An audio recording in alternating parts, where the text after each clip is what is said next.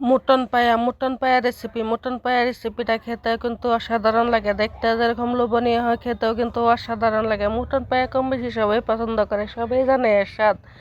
আমি আর বলতে লাগবো না যে এটা কিরকম স্বাদ লাগে। তো চলুন গাইস দেখাই আমি কিভাবে বানাইলাম মটন পায়া রেসিপি এইভাবে বানালেও কিন্তু বহুত টেস্টি হয় অনেক। মটন পায়া বানানোর জন্য আমি এখানে 3টা মটনের পায়া আমি আগে থেকে ধুয়ে পরিষ্কার করে আমি এখানে রেখে দিছিলাম। আমি আস্তে আস্তে করে রেখে দিছি। মটন পায়াটা যেহেতু মাঝে দিয়ে কাটলেও কিন্তু সুন্দর হয়, আমি কাটি না, আমি আস্তে আস্তে করে রেখে দিছি। আমি আস্তে আস্তে করে বানিয়ে নিব। এখানে মোট 14টা মটন পায়া আছে। আমি 14টা মটন পায়া কিন্তু লয়ে লইছি আগে থেকে ধুয়ে পরিষ্কার করে। এবার আমি প্রেসার কুকারের মধ্যে দিয়ে দিব মটন পায়াটা। যেহেতু প্রেসার কুকারের মধ্যে দিয়ে সিটি মারতে হবে, 30 থেকে 40টা সিটি মারতে হবে, না হলে আবার জুইসি হবে না। জুইসি করে সিদ্ধ করে নিতে হবে, একদম যেন মোলায়েম জুইসি হয়ে যায়। যেহেতু হাড্ডি, মটন পায়া মানে হাড্ডি। এক একটা করে মটন পায়া আমি প্রেসার কুকারের মধ্যে দিয়ে দিলাম।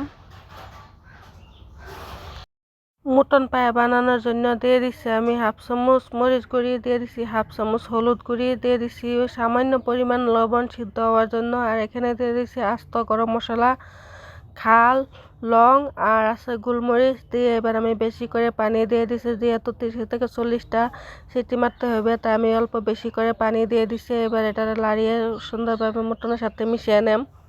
মটন পায়া বানাইতে গেলে গরম মশলাটা একটু পরিমাণ বেশিই লাগে। আমি মটন পায়াটা সিদ্ধ হওয়ার জন্য আমি খালি অল্প অল্প মশলা দিয়ে আমি প্রেসার কুকারের মধ্যে দিয়ে দিছি।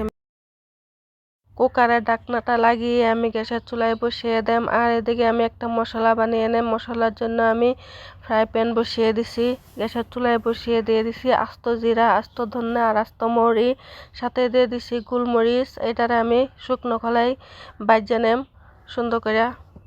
আমি গ্যাসের ফ্লেমটা লো করে আমি মশলাটা ভাজতেছি, না হলে আবার গ্যাসের আঁচটা বেশি হয়ে গেলে কিন্তু আবার পুড়ে যাবে। পুড়ে গেলে কিন্তু আবার গন্ধটা কিন্তু অন্যরকম এসে যাবে। মশলাটা ভাজা হয়ে গেছে। এবার আমি সাথে দিয়ে দেম 4টা এলাইচি। আমি এবার এটারে পাটাতে পিষে নেম। পাটাতে পিষলে কিন্তু মশলাটা সুন্দরভাবে ফিনিশ হয়, তাই আমি পাটাতে পিষে নেই। মিক্সারে দিলে কিন্তু অতটা ফিনিশ হয় না, পাটায় যত সুন্দরভাবে ফিনিশ হয় আমি পাটায় বেশিরভাগ ফিনিশ করে নিই মশলা, যেহেতু ফিনিশ মশলাটা আমার কাছে খুব ভালো লাগে। আর আমি এখানে কড়াইটা বসিয়ে দিয়ে দিছি সরিষার তেল, দিয়ে দিছি তেজপাতা, সাথে 3টা বড় সাইজের পেঁয়াজ কুচি করে রাখছিলাম সেটা দিয়ে দিছি তেলের মধ্যে। আর 2টা বড় সাইজের রসুনের আস্ত পুয়া আমি দিয়ে দিছি পেঁয়াজের সাথে। আর পেঁয়াজ রসুনটাকে আমি একসাথে ভেজে নেম। পেঁয়াজটা আমি লাল করে ভাজতে যাইতাম না, আমি হালকা করে ভেজে নেম।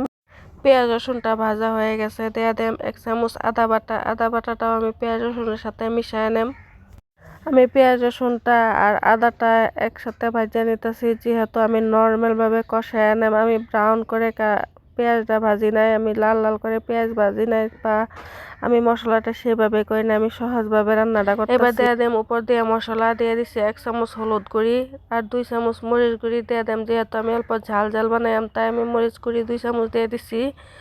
আর যারা ঝাল খেতে না পছন্দ করে তারা আবার মরিচ গুঁড়িটা কমায় দিতেও পারে, তাতে কোনো সমস্যা নাই। আর আমি দিয়ে দিছি 1 চামচ জিরার গুঁড়ি আর সাথে দিয়ে দিছি স্বাদ মতো লবণ। এবার আমার মশলাটাকে সুন্দরভাবে কষিয়ে নেম। আমি গ্যাসের আঁচটা কম করে রাখি আমি পেঁয়াজ রসুনটারে ভাজা নিছি, বা মশলাটারও ভাজা নিছি, যাতে করে আদা সিদ্ধ হয়ে যায় ভাজার সময়। এবার উপর দিয়ে পানি অ্যাড করে দিলাম। পানি অ্যাড করে দিয়ে লাড়িয়ে ছাড়িয়ে আমি 2 মিনিট সময় গ্যাসের ফ্লেমটা লো করে পেঁয়াজ রসুনটা সিদ্ধ হওয়ার জন্য রেখে দেম। এবার আমি এদিকে দেখে নেম প্রেসার কুকারের ঢাকনাটা খুলে কীরকমভাবে সিদ্ধ হয়েছে। আমি জানা মতে কিন্তু বহুত সুন্দরভাবে সিদ্ধ হয়েছে, একদম জুসি জুসি হয়ে গেছে। আর এবার আমি এটাকে এইভাবে রেখে দেম। দেখতে কিন্তু আস্তই আছে, কিন্তু ধরতে গেলে একদম নরম হয়ে গেছে, জুসি জুসি হয়ে গেছে। আমি আর ধরে দেখাই নাই, যেহেতু গরম আছিল। আর এদিকে আমি মশলাটা দেখে নিলাম। এদিকে ঢাকনাটা তুলে দেখে নেম মশলাটা পুরোপুরি কষানো হয়েছে কিনা। মশলাটা পুরোপুরি কষানো হয়ে গেছে, পেঁয়াজ রসুনটাও সিদ্ধ হয়ে গেছে, তেলটা যেহেতু উপরে উঠে আসছে। পেঁয়াজ রসুনটা কিন্তু জুইসের মধ্যে পড়লে আবার কিন্তু মিশে যাবে, জুইসের সাথে পেঁয়াজ রসুনটা একদম মিশে গলে যাবে।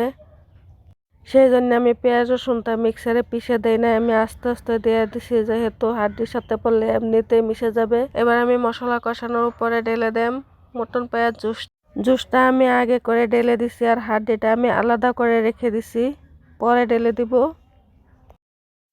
এবার এক এক করে হাড্ডি কয়টাও চামচ দিয়ে দিয়ে দেম জুস।